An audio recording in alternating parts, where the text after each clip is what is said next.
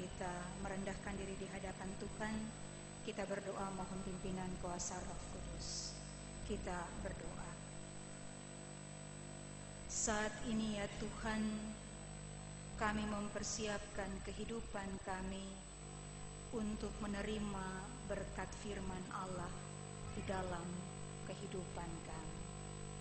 Karena itu kami mohon, berkenanlah kuasa Roh Kudus-Mu tercurah atas kami, sehingga kami diberi hikmat dan pengertian untuk memahami kehendak Tuhan lewat firman yang kami baca. Dan tolong kami Tuhan, supaya ketika kami kembali, kami boleh menjadi pelaku-pelaku firman Tuhan. Bersabdalah bagi kami, karena saat ini kami sudah sedia untuk mendengarkan sabda-Mu. Amin.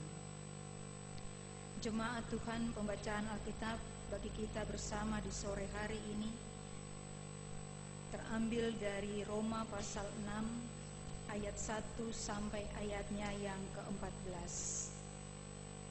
Surat Paulus kepada jemaat di Roma, Roma pasal 6 ayat yang pertama hingga ayatnya yang ke-14. Demikian bunyi firman Tuhan. Jika demikian, apakah yang hendak kita katakan? Bolehkah kita bertekun dalam dosa supaya semakin bertambah kasih karunia itu? Sekali-kali tidak. Bukankah kita telah mati bagi dosa? Bagaimanakah kita masih dapat hidup di dalamnya? Atau tidak tahukah kamu bahwa kita semua yang telah dibaptis dalam Kristus telah dibaptis dalam kematian-Nya?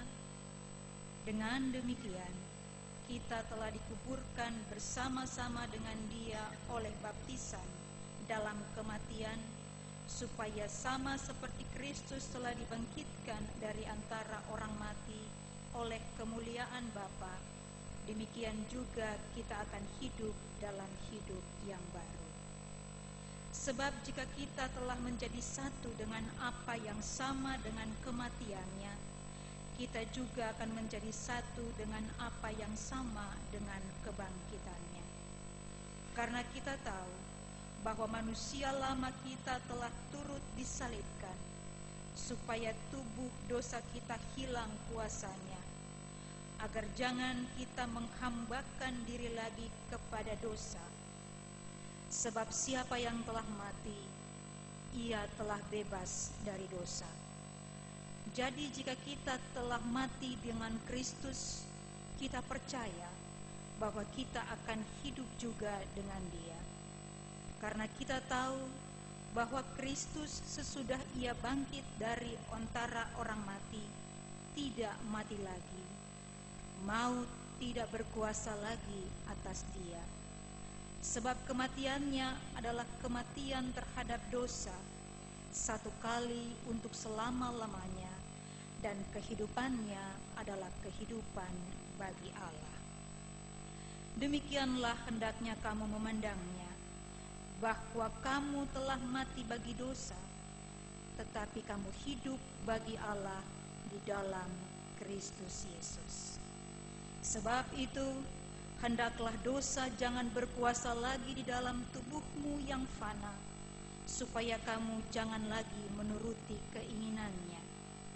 Dan janganlah kamu menyerahkan anggota-anggota tubuhmu kepada dosa untuk dipakai sebagai senjata kelaliman. Tetapi serahkanlah dirimu kepada Allah sebagai orang-orang yang dahulu mati, tetapi yang sekarang hidup. Dan serahkanlah anggota-anggota tubuhmu kepada Allah untuk menjadi senjata-senjata kebenaran.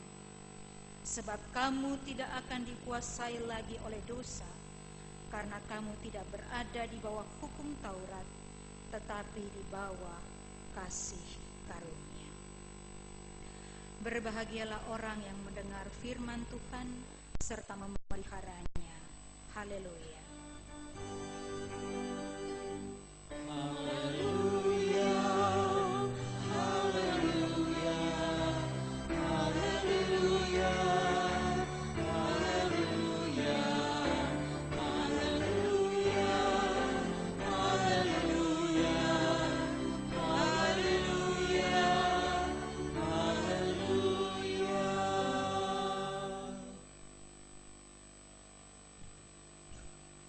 Jemaat Tuhan, tema khotbah kita di sore hari ini adalah mati bagi dosa, hidup bagi Allah. Beberapa waktu yang lalu di jemaat yang saya layani di GPIB Sumberkasih, Jakarta Selatan, saya berbicara dengan seorang rekan majelis jemaat yang pada waktu itu sedang mempersiapkan diri untuk melayani suatu ibadah jemaat. Dalam persiapan bersama itu, Bapak majelis ini kemudian menceritakan pengalaman hidupnya yang cukup menarik. Beliau katakan kepada saya begini, "Ibu pendeta, saya waktu muda sering dianggap orang sebagai orang yang cukup nakal." Lalu saya tanyakan kepada beliau, "Pak, itu anggapan orang terhadap Bapak kalau Bapak cukup nakal. Kalau menurut Bapak itu nakal atau tidak?" Beliau bilang, "Sebenarnya saya nggak nakal, Ibu Pendeta. Cuman orang aja suka ngomongin saya nakal." Ceritanya begini, Bu Pendeta. Lalu berceritalah beliau. Beliau katakan bahwa pada saat beliau masih remaja, sekolah SMA lah, beliau pernah menjadi ketua kelas. Dan ada kesepakatan bersama dengan guru-guru bahwa kalau murid terlambat 5 menit, maka dia tidak boleh masuk ke dalam kelas, tidak boleh ikut pelajaran. Itu berarti murid tidak boleh terlambat. Suatu ketika ada mata pelajaran yang harus diajar, sementara gurunya terlambat. Dan si bapak ini pada saat itu dia sedang tertarik dengan seorang teman cewek di kelasnya. Ketika dia tunggu, tinggal 5 menit, sudah lewat 5 menit, karena ketua kelas, dia berdiri di depan kelas, dia katakan kepada teman-temannya, "Teman-teman, sudah lewat 5 menit, gurunya belum datang, kalian boleh pulang." Dia suruh kelas itu bubar, pulang. Saya bilang, "Loh, kok disuruh pulang, Pak?" "Iya, Bu, saya mencuri kesempatan supaya saya bisa PDKT, berdua-duaan dengan cewek yang saya suka." Lalu kemudian setelah semua isi kelas pulang, dia mendekati cewek yang dia sukai. Nggak berapa lama datang gurunya. "Mana teman-teman yang lain?" "Sudah saya suruh pulang, Pak. Bapak sih terlambat." "Kenapa? Siapa yang suruh kamu suruh teman-teman pulang?" "Bapak, ini biar adil. Kalau kami siswa 5 menit terlambat gak boleh masuk, guru pun harus demikian." Bapak Ibu, akhirnya pada mata pelajaran ini si bapak tadi dikasih nilai 4 di raportnya. Otomatis nilainya menjadi buruk. Itu ketika dia remaja. Dia cerita, "Bu Pendeta, ada lagi. Ketika saya kuliah, saya punya seorang saudara sepupu yang menjadi pendeta. Setiap kali saya dengar saudara saya itu berkhotbah, saya suka bilang dari jauh, 'Bohong lu, bohong lu.'" Jadi dia suka gangguin saudaranya yang jadi pendeta ini. Kalau sedang berkhotbah, sering dia teriak dari belakang, "Bohong lu, bohong lu." Apakah yang pendeta itu marah? Saya tanya. "Terus sepupu bapak yang pendeta tuh marah enggak?" "Enggak, dia enggak marah. Dia ketawa-ketawa aja. Karena dia tahu kalau saya ini orangnya suka iseng." Bapak Ibu yang dikasihi Tuhan, dia cerita terus sampai ketika dia berkeluarga. Dia ketika menikah bersama istrinya, sampai 19 tahun pernikahan, mereka belum mempunyai anak. Sudah berdoa, sudah minta dari Tuhan, sudah pergi berobat di berbagai tempat. Menurut dokter tidak ada masalah, tapi belum juga dikaruniai anak. Sampai kemudian dia putus asa. Udahlah, mungkin Tuhan menginginkan kita hidup berdua tanpa seorang anak. Namun pada suatu ketika ada seseorang yang datang mengetuk pintu rumahnya ketika istrinya sedang tidak ada di rumah, dan meletakkan seorang bayi kecil di depan pintu rumah mereka. Tergeraklah hati si bapak ini. Dia mengangkat bayi yang masih menangis tadi. Ketika bayi itu digendong, terdiamlah bayi itu. Kemudian dia berkata dalam hatinya, ini adalah jawaban Tuhan. Anak ini adalah anak pemberian Tuhan. Sesudah itu mereka mengasuhnya sampai saat ini. Yang menarik, orang yang tadi disebut oleh teman-teman, keluarga, lingkungan sebagai anak yang nakal, saat ini sudah menjadi majelis jemaat di GPIB Sumber Kasih. Saya sedang berpikir pada waktu itu, apa yang membuat seorang yang dianggap nakal, suka melakukan hal-hal yang menjengkelkan, tetapi kemudian berbalik untuk melayani Tuhan. Ketika mempersiapkan khotbah ini, saya teringat perjalanan pelayanan Rasul Paulus. Kita semua tahu siapa Paulus. Paulus adalah seorang yang secara ilmiah cukup pinter.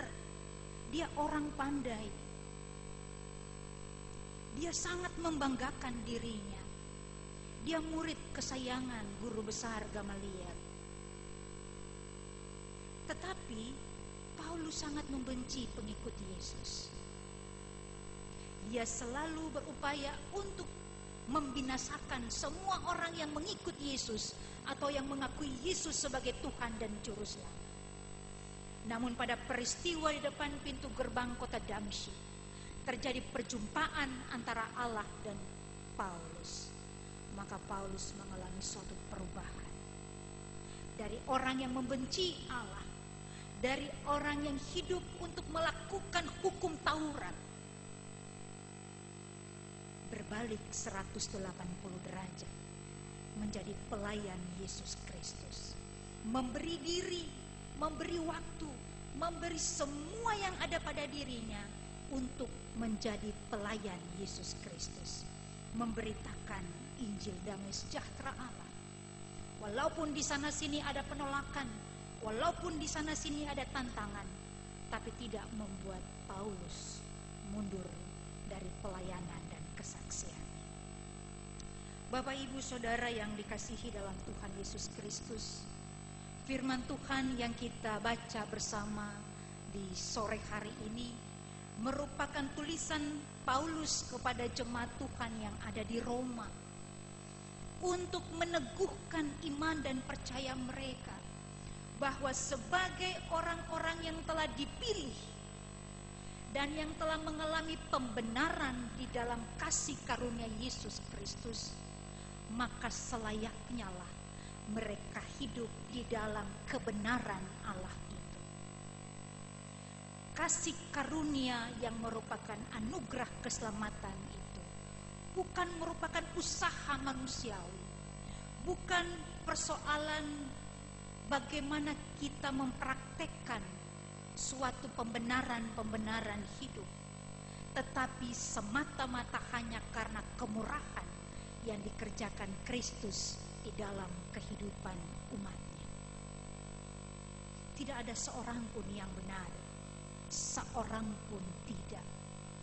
Tidak ada seorang pun yang mungkin di dalam perbuatan kita bisa atur supaya sikap kita bisa seakan-akan jadi orang baik-baik. Mungkin di depan banyak orang kita bisa mengatur tutur kata kita supaya orang bisa menilai kita sebagai orang benar. Tetapi bagaimana dengan pikiran? Bagaimana dengan isi hati? Kita mungkin bisa berpura-pura di hadapan manusia, Tetapi kita tidak bisa menipu Allah. Kita tidak bisa berbohong kepada kuasa Roh Kudus Allah di dalam hati kita. Jikalau kita mengandung dusta, kita mengandung kebencian, kita mengandung sakit hati, iri hati kepada orang lain. Dan itu semua merupakan dosa, merupakan kelemahan-kelemahan yang menjadi bahagian kehidupan kita. Apa yang menjadi bahagian kehidupan daging dalam diri kita ini? Ditebus, diselamatkan lewat karya kematian Yesus. Paulus katakan, Yesus mati, bersama dengan itu semua dosa kita pun dimatikan oleh kematiannya. Dan di dalam kebangkitannya, maka bagi kita diberikan hidup baru, hidup yang diselamatkan, hidup yang adalah anugerah Allah itu. Dan dengan kehidupan yang baru, kehidupan yang merupakan anugerah keselamatan dalam Kristus, kita diminta untuk hidup di dalam kebenaran. Harus berani meninggalkan dosa, harus berani melupakan perbuatan-perbuatan masa lalu, harus berani meninggalkan apa yang menjadi karakter kehidupan kita yang lama. Tetapi tentu saja itu merupakan bahasa-bahasa mimbar. Ini kadang-kadang menjadi bahasa-bahasa khotbah yang kadang-kadang menarik, kadang-kadang membosankan. Kita duduk dengar firman, kita duduk mendengar khotbah, tetapi ketika bahasa-bahasa khotbah disampaikan dengan bahasa-bahasa baku seperti itu, lalu kita menjadi tidak tertarik. Pikiran kita melayang-layang, membayangkan banyak hal yang dapat kita lakukan di dalam kehidupan. Jemaat yang diberkati dalam Tuhan Yesus Kristus, firman Tuhan mengingatkan kepada kita semua pada sore hari ini bahwa kita harus berani untuk meninggalkan segala dosa kita, meninggalkan semua cara hidup yang lama yang kita miliki, pikiran kita, perasaan kita, untuk kita berikan seluruh perhatian, seluruh konsentrasi kita tertuju kepada perkataan-perkataan firman Allah. Maka di sana iman itu akan bertumbuh. Iman bertumbuh dari pendengaran akan firman Tuhan.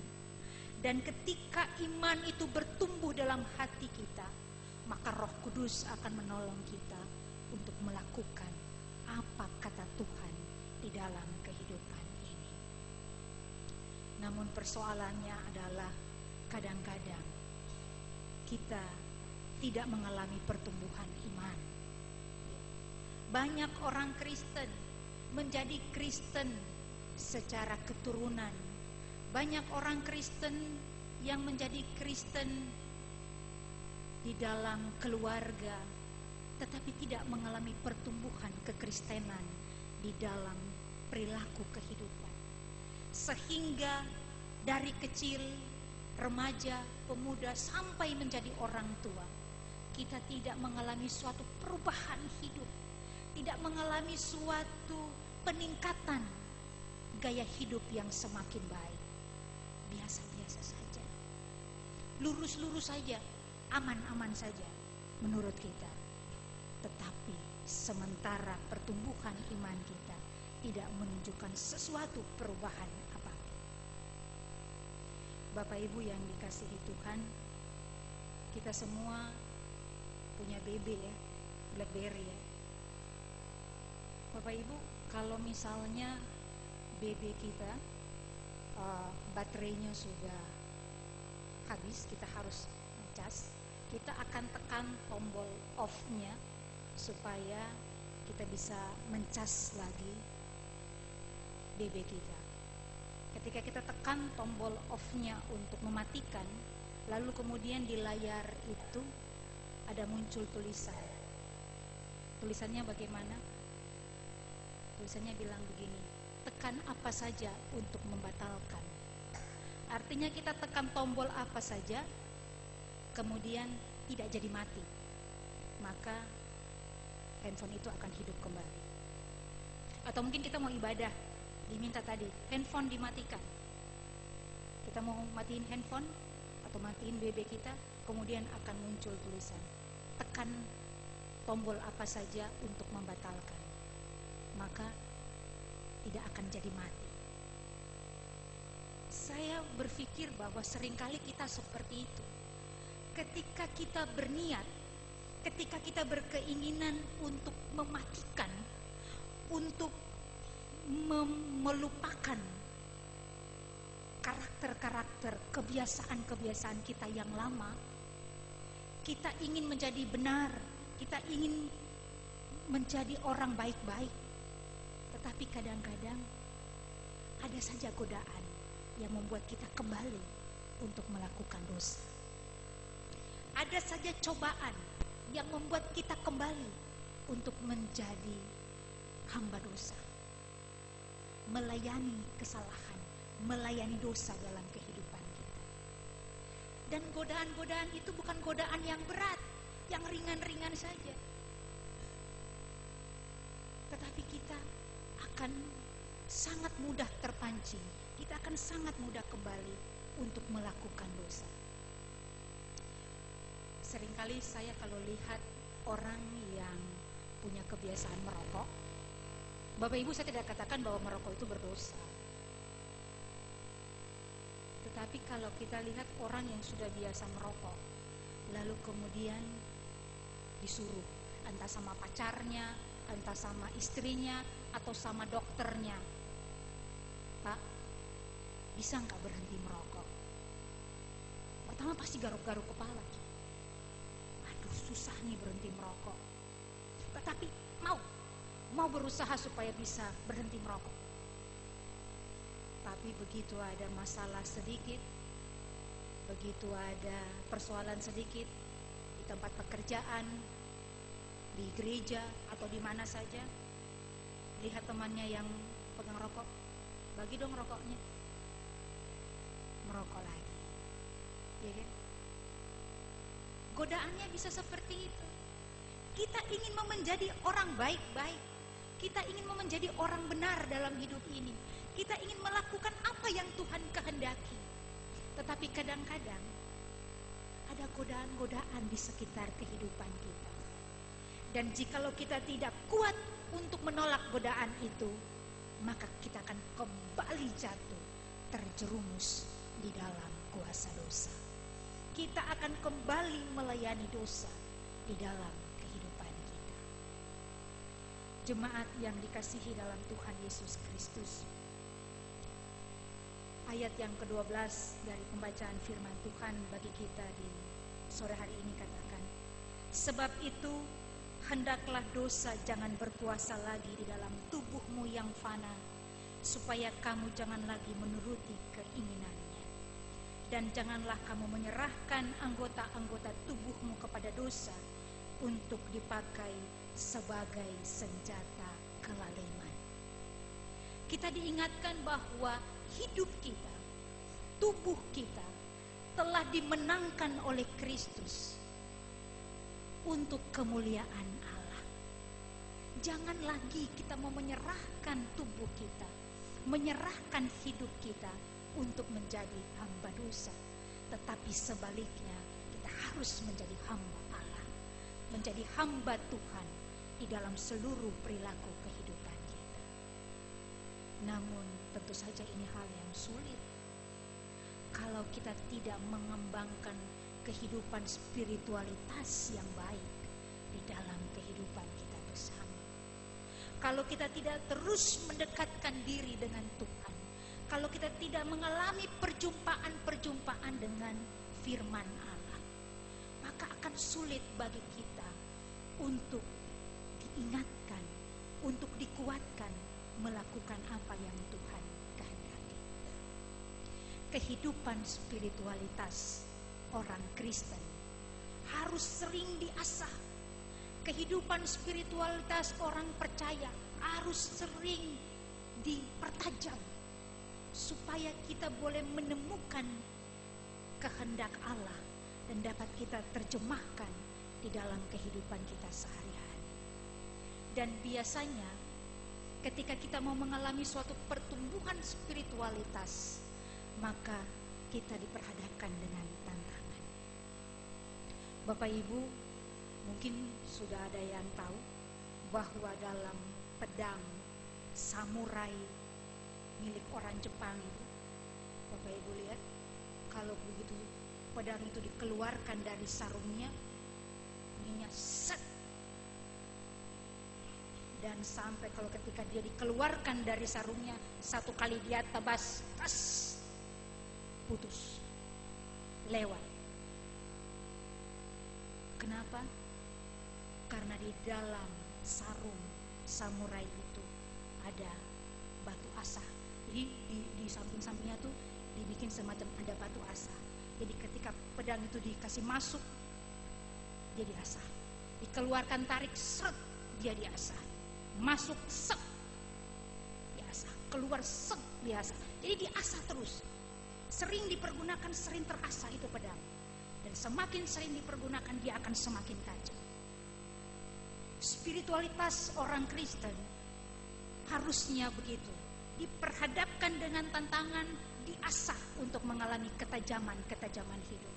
Sehingga ketika kita diperhadapkan dengan godaan, kita diperhadapkan dengan tantangan hidup, kita semakin terasah, semakin tajam spiritualitas kita.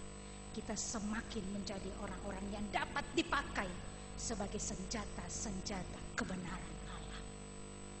Karena itu, jangan takut kalau kita berhadapan dengan godaan. Jangan merasa khawatir kalau sesudah kita pulang dari tempat ibadah, kita akan digoda.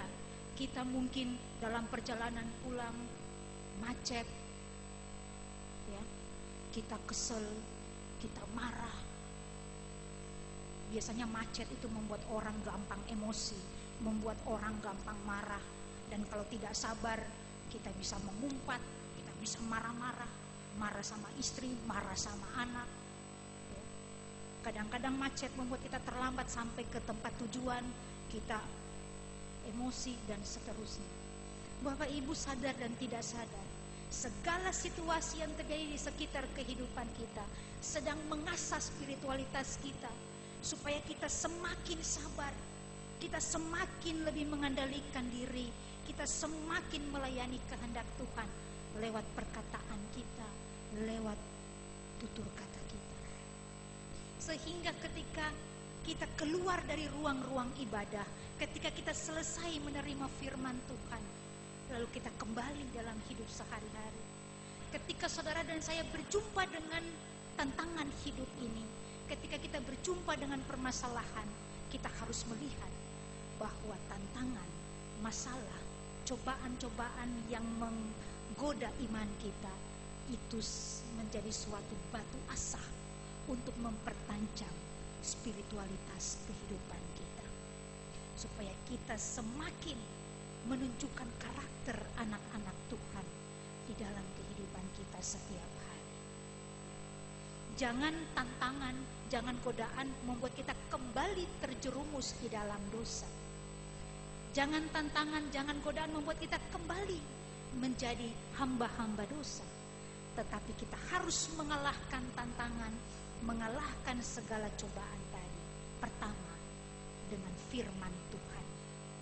Dan yang kedua, dalam tuntunan Roh Kudus yang menolong kita untuk dapat menolak setiap cobaan, dapat mengatakan kepada yang tidak, tidak, dan kepada yang ya adalah benar. Ini yang harus menjadi bahagian kehidupan kita bersama sebagai orang percaya di dalam kehidupan kita. Sesudah kita kembali dari rumah Tuhan ini, kita mau kembali menjadi orang-orang yang diperlengkapi dengan kebenaran firman Tuhan, yang ditolong dengan kuasa Roh Kudus untuk menyatakan kehendak Kristus di dalam hidup kita. Hidup untuk melayani kehendak Tuhan. Tuhan memberkati firman-Nya untuk